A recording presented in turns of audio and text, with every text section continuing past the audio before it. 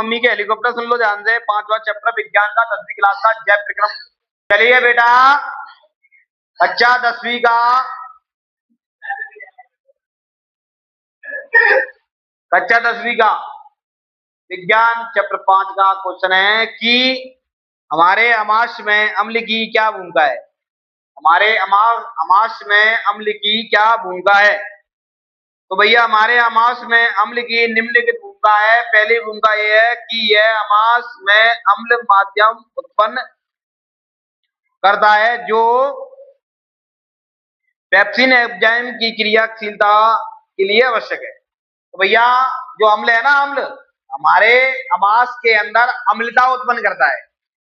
क्या है हमारे अमाश के अंदर क्या करता है, अम्ल अम्लता उत्पन्न करता है जो एंजाइम जो कि भैया जो पेप्सिन एंजाइम क्रियाशीलता के लिए अति आवश्यक है। थोड़ा कैसे बोलेंगे, अम्लीय क्या भूमिका है। तो पहला है अमाश में अम्लीय क्या भूमिका है। तो भैया अम्ल अमाश में अम्लता उत्पन्न करता है जिससे पेप्सिन एंजाइम की क्रिया निरंतर बनी रहती है। ठीक है, पहला पॉइंट है कि जो अम्ल है, अम्ल हमारे अमाश में अम्लता को बनाए रखता है या अम्लता उत्पन्न करता है जिससे पेप्सिन एंजाइम की क्रिया निरंतर बनी रहती है।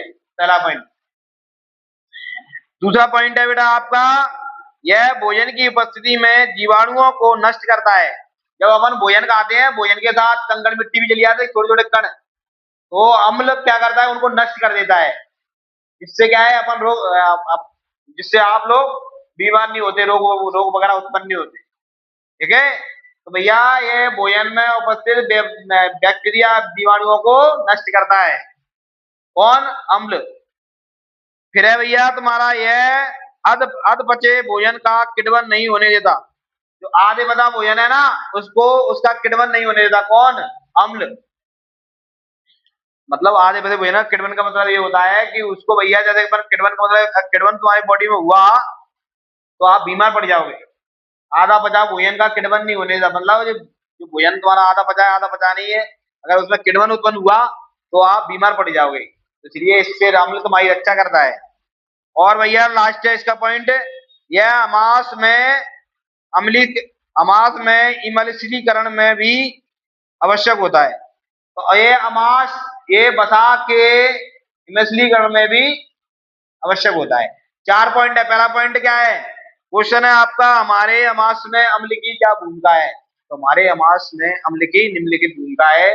पहला पॉइंट है कि हमारे शरीर में अम्ल हमारे अमाश में अम्लता बनाए रखता है जिससे पेप्सिन एंजाइम की क्रिया निरंतर होती रहती है। पहला पॉइंट। दूसरा पॉइंट यह भैया खाने में उपस्थित बैक्टीरिया या जीवाणुओं को नष्ट करता है। खाने में उपस्थित बैक्टीरिया जीवाणुओं को नष्ट करता है। तीसरा है जी भैया आधे पचे भोजन का किण्वन नहीं होने देता। आधे पचे भोजन का किण्वन नहीं होने देता, अगर किण्वन हुआ तो बीमार पड़ोगे, शरीर खराब हो जाए। फिर यह बसा के लिए भी उपयुक्त है। अम्ल बसा के लिए भी अत्यंत उपयुक्त है। 4 पॉइंट समझ में आए या नहीं।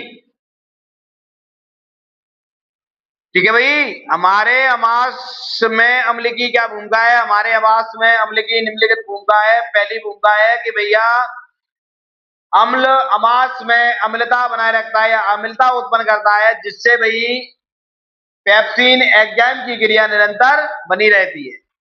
दूसरा है भैया भोजन में उपस्थित बैक्टीरिया जीवाणुओं को नष्ट करता है। तीसरा है भैया कि यह आधे पचे भोजन का हमारे शरीर में किण्वन कर देता है, आधे पचे भोजन का किण्वन नहीं होने देता। और लास्ट है यह बसा के लिए भी अत्यंत उपयुक्त है। ओके डन, समझ में। देखो अभी यहां समझ में आएगा, घर पर नहीं समझ में आया तो वीडियो तुरंत खोलो देख लो। सबके पास मोबाइल है, घर घर मोबाइल है भाई। चलिए अगला क्वेश्चन। अगला क्वेश्चन है बेटा आपका नेक्स्ट कि प्रोटीन का पाचन किस प्रकार होता है। हमारे बॉडी में प्रोटीन का पाचन किस प्रकार होता है। तो भाई मेरे प्रोटीन पचाने के लिए या प्रोटीन पचने के लिए अग्नाशय से अग्नाशय रस निकलता है।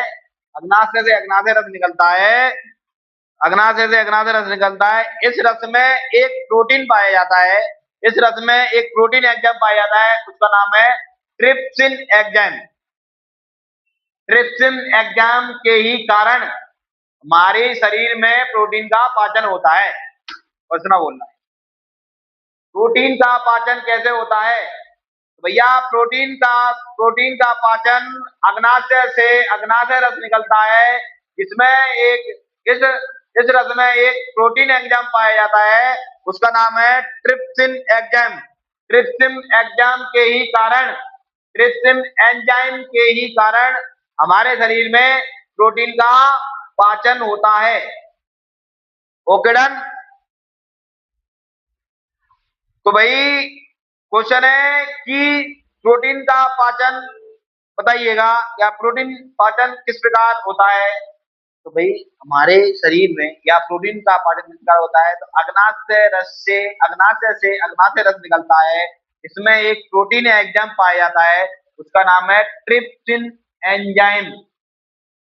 प्रोटीन रस में एक एंजाइम पाया जाता है, उसका नाम है ट्रिप्सिन एंजाइम।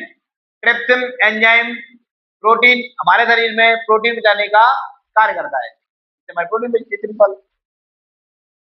ठीक है भाई, चलिए नेक्स्ट क्वेश्चन, मानव में कार्बोहाइड्रेट का पाचन किस प्रकार होता है?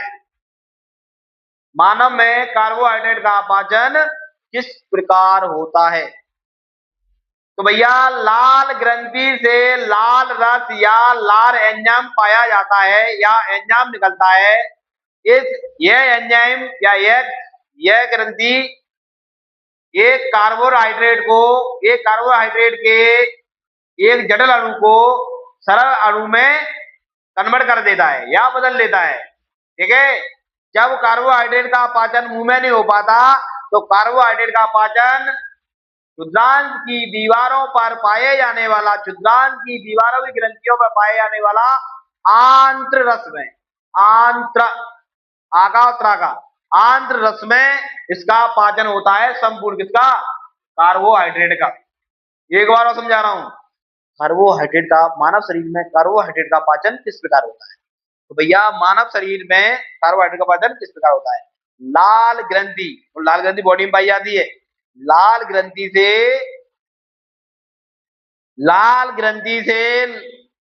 लाल रस या लाल एंजाइम प्राप्त होता है, जो कि एक कार्बोहाइड्रेट के जटिल अणु को सरल अणु में कन्वर्ट कर देता है या बदल देता है।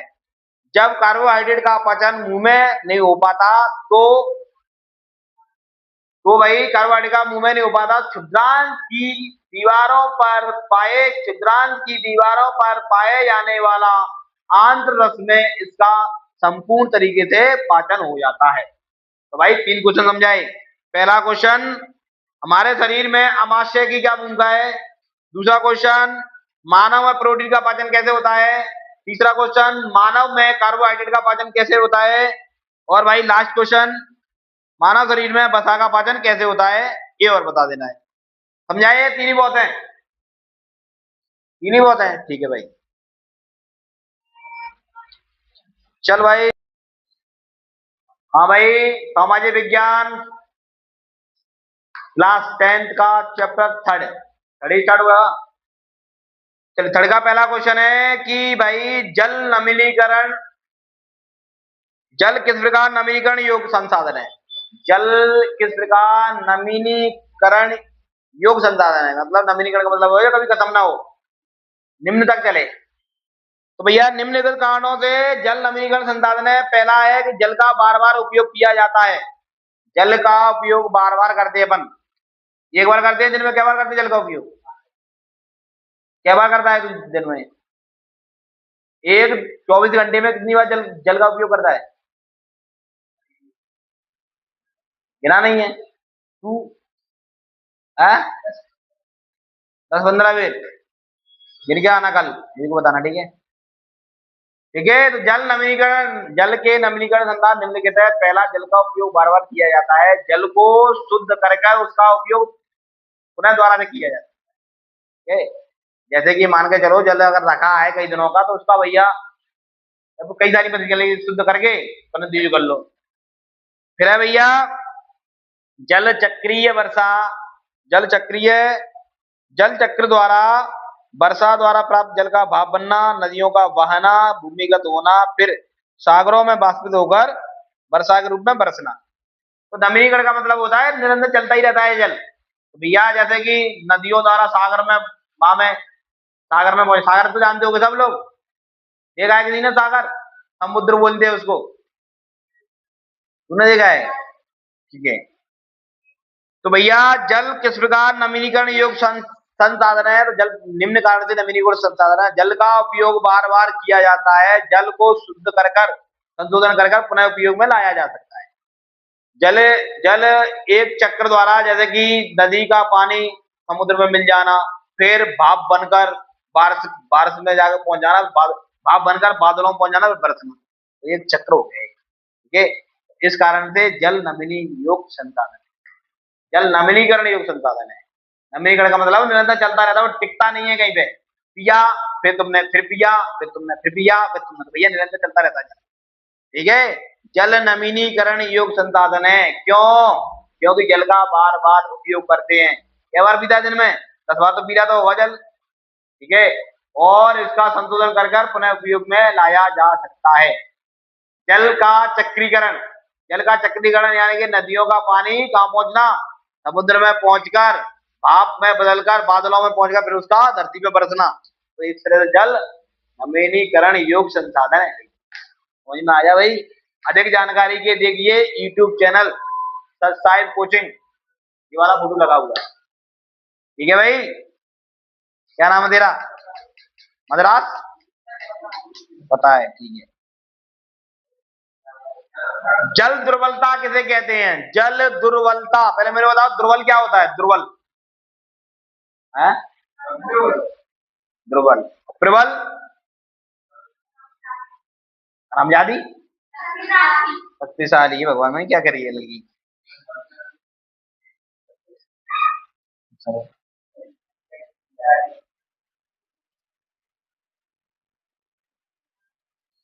ठीक है, दुर्बलता का मतलब होता है कि भाई कमजोर, और प्रबलता का मतलब होता है शक्तिशाली। तो जल दुर्बलता है क्या है? जल दुर्बलता क्या है?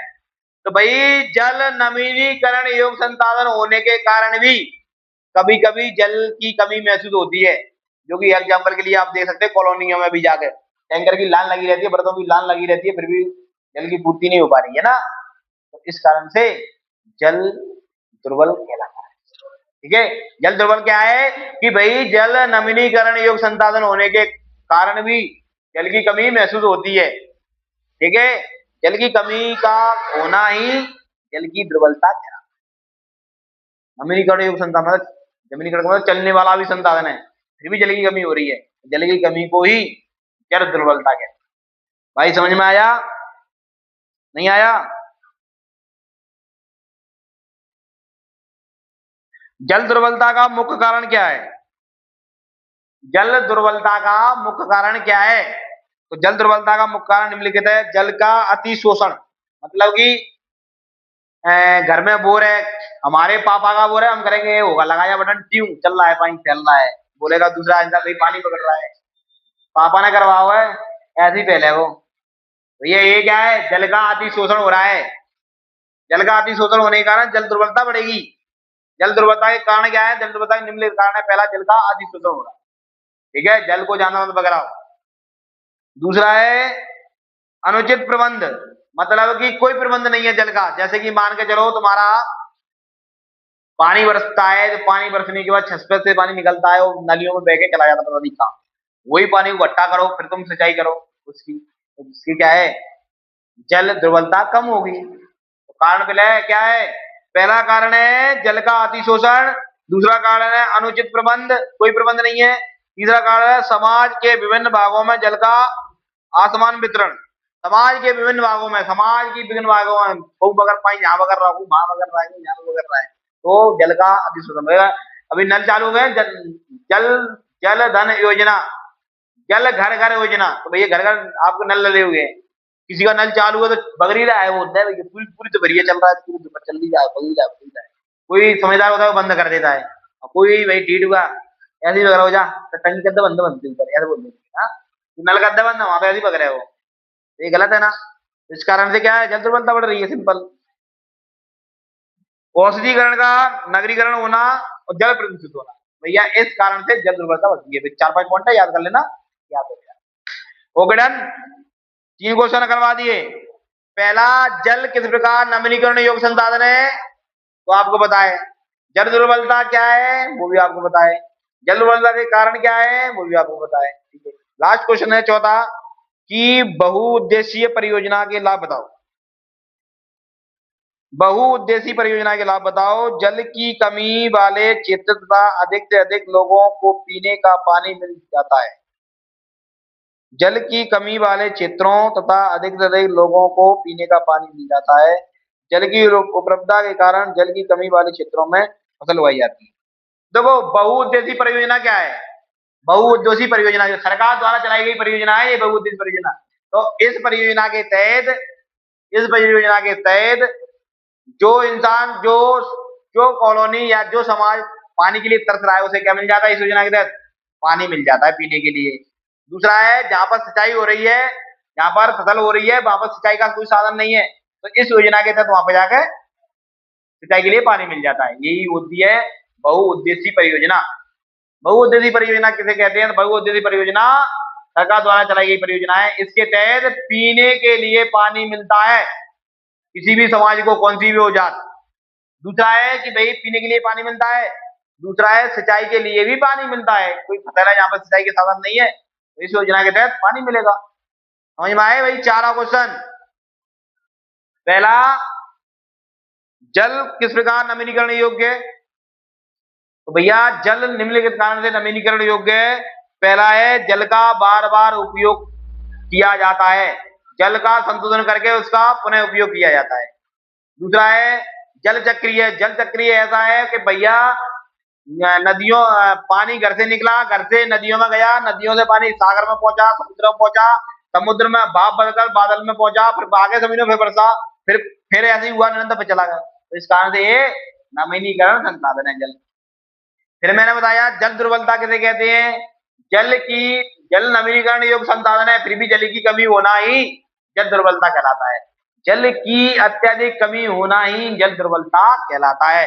दुर्बलता का मतलब कमजोर, और प्रबलता का मतलब मजबूत। दुर्बलता का मतलब ये।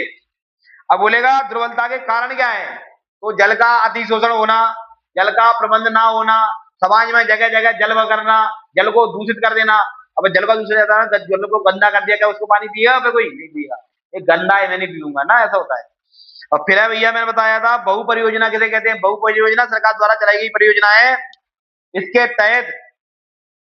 तहत पीने के लिए पानी मिल जाता है लोगों को इस योजना के तहत। दूसरा, खेतों में सिंचाई के लिए पानी मिल जाता है इस योजना के तहत। कौन सी, बहुउद्देशीय परियोजना। ओके डन, समझ में आया, धन्यवाद।